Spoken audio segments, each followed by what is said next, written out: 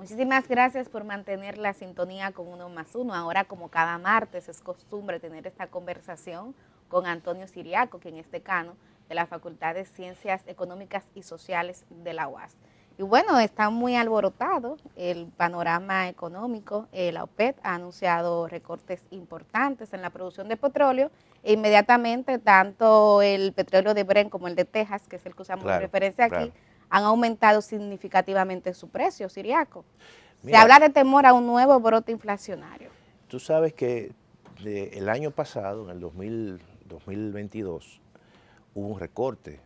Esos países, Omán, los Emiratos Árabes, Arabia Saudí, Irak. Y Rusia inclusive. Y en el caso de Rusia fue el embargo, que lo limitaron incluso en la producción de 500.000 barriles diarios.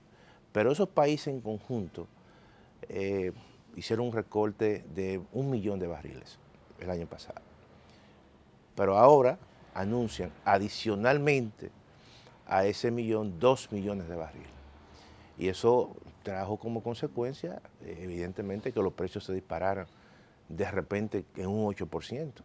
Sí, la semana pasada el precio del petróleo, el West Texas intermedio, estuvo a 67, 68 dólares, pero ya está por encima incluso de los 70 dólares, 75. Se dice que llegaría a los 80. Y podría llegar a los 80. Eso es una mala noticia. Tremenda mala noticia. Para todos los países que están combatiendo la inflación. Aunque las expectativas inflacionarias han venido cediendo, sin embargo, este mensaje que se envía claramente indica que puede haber una reversión en esa convergencia hacia la baja de la inflación. Para nosotros es una muy mala noticia, para el mismo gobierno, eso afecta directamente a las finanzas públicas. Todos sabemos que el año pasado hubo que destinar más, solamente en el caso de los combustibles, más de 40.000 millones. Y ya en esta semana, con esa tendencia hacia la baja que venía durante varias semanas del precio del petróleo, el gobierno había prácticamente disminuido considerablemente los subsidios en la semana. 38 millones de pesos. El gobierno ha recuperado una parte de esto. Por eso mismo. Acuérdate que ese decreto que planteaba que el gobierno iba a asumir el diferencial entre los... estableció un rango.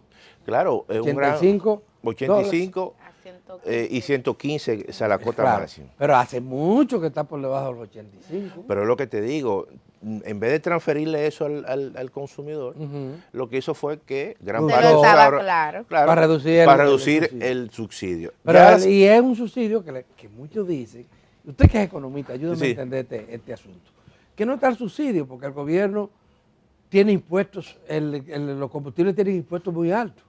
Lo que hace el gobierno es que cobra menos de esos impuestos. Evidentemente que cuando suben los precios de la gasolina, eso favorece al gobierno. Al final es un... El valor absoluto es más. No, y además que los impuestos a los hidrocarburos generalmente representan alrededor del 10 o 11% de las recaudaciones que el gobierno recibe. Lo que estamos diciendo es que eso tiene un efecto en el consumidor. Claro, el gobierno al no transferirlo, lo que está es, en cierta manera, reduciendo. Y acumulando una deuda con los importadores. Claro, de lo que tuvo que suceder. Pero cuando los precios bajan, sencillamente, en vez de transferírselo al consumidor, lo que está es ahorrando y amortizando deuda. Y se parece a lo que hizo el gobierno pasado, cuando bajaron sustancialmente los precios del petróleo. Y el gobierno lo que hizo fue usar el dinero para Punta Catalina, para otras cosas, pero no lo redujo. No lo redujo. No redujo los precios al consumidor. No se lo transfirió, o sea, la disminución al consumidor. Porque también eso tiene un efecto importante.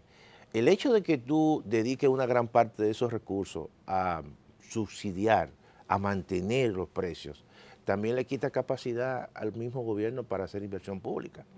Porque eso hay que decirlo en ese aspecto.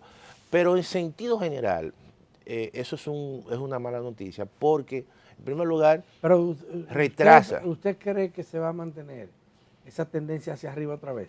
Mira, porque la dificultad del mundo, incluyendo dificultades financieras, hacen también que se reduzca la demanda.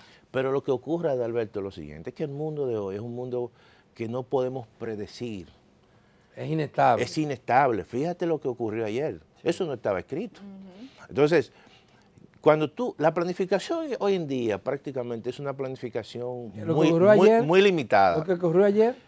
Bueno, el hecho de que los países hayan decretado esa reducción y ese recorte de la OPEP. Eso no estaba escrito. Sí. Entonces, eso incluso le crea una presión a los mismos bancos centrales. ¿Por qué? Por lo siguiente, fíjate que una cosa también está ligada con la otra. Muchos de esos países tenían inversiones en títulos del gobierno, en esos bancos que quebraron, y básicamente en el Credit Suisse. Entonces, ¿qué ocurre? Sencillamente, esos países y esos grupos petroleros ven su riqueza disminuida y ¿qué decisión han tomado? Un incremento en los precios, un recorte que induce un incremento en los precios del petróleo, porque en cierta manera lo que se prevé es que los bancos centrales sigan incrementando las tasas de interés y sus inversiones que tienen en esos bancos disminuyen. Inclusive entonces es una situación bastante complicada. Sí, que veamos que esta semana el Banco Central emitió un comunicado donde anunciaba que iba a mantener la tasa de interés. Mira, el Banco Central emitió un comunicado y también dentro de ese comunicado habló de cuál fue el crecimiento de la economía en el mes de febrero. La economía creció 1.8. Wow. O sea, en enero crece 0.4, febrero 1.8 y el promedio del crecimiento fue 1%. Eso es un reconocimiento al final de mantener la tasa de política monetaria, como dicen, fija, de que el crecimiento de la economía este año va a ser un crecimiento bastante, sí. El Ministerio de Economía predijo, muy limitado. Predijo también un crecimiento inferior al que había dicho. Recortó su pronóstico, pero lo hizo, incluso yo creo que aún así, con ese recorte que hizo el Ministerio de Economía, es muy optimista. 4.2. 4.2. Yo creo que la tendencia que hay, tomando en consideración y anualizando estos primeros 2 meses, es que la economía pueda terminar creciendo un 3%, menos de un 3%, wow, en promedio. Wow. Entonces yo creo que esa medida que tomó el banco, precisamente para mantener... la calidad de ese crecimiento, esa es la otra cosa. Bueno, ahí vamos. Recuerda que cuando la economía... El número mágico en nuestra economía es 5% y por encima del 5%. Eso te permite recoger gran parte de los empleos nuevos que se demandan en el mercado de trabajo. Pero si tú creces por debajo de ese monto, de ese porcentaje, evidentemente que le quita, como tú dices, Adalberto, calidad al crecimiento, porque la generación de empleo no es la misma. Y además eso también le permite, el gobierno no recauda lo suficiente para combatir gran parte de eso. Parece que ciertos agentes económicos, inclusive algunos del sector privado, claro, tenían un poco la conciencia de que el primer semestre iba a ser difícil, pero la esperanza de que en el segundo semestre del año pues la economía se reactive. Y siendo Siriaco un año preelectoral, uno no dudaría que el gobierno va a sacar toda su maquinaria para un poco mejorar esos números. Es cierto, por eso es la importancia y todo el tema de la incertidumbre. Bueno, pero tampoco se esperaba que los precios del petróleo tuvieran esa reversión. Después de venir de una tendencia importante a la baja. Claro, tú puedes, porque el mismo gobierno había hecho una estimación de los precios internacionales del petróleo. Y lo había estimado, creo que le cambió en 89.3 dólares el barril. El gobierno tenía un ahorro cuando importaba un barril de 22 dólares. Pero todavía esa estimación está por encima. No, está por encima. Pero si el petróleo sigue incrementándose, tendrá que hacer un cambio de esa estimación. Entonces, mira, el mundo de hoy... Qué complejo, Dios mío. Implica que la economía hay que observarla en el día a día. Porque esos pronósticos y esas estimaciones ya que se hacían antes, donde había un horizonte temporal bastante claro, pero ya no, eso es imposible. Lo geopolítico hoy en día está transformando toda la actividad económica en el día a día. Profesor, muchísimas gracias. Y muchísimas gracias a ustedes. Mañana estaremos aquí Mañana, Firmes. miércoles Santo. Día Nacional del Periodismo. Bueno, Estaremos aquí mañana felicidades trabajando de antemano. y compartiendo con ustedes las noticias más trascendentes.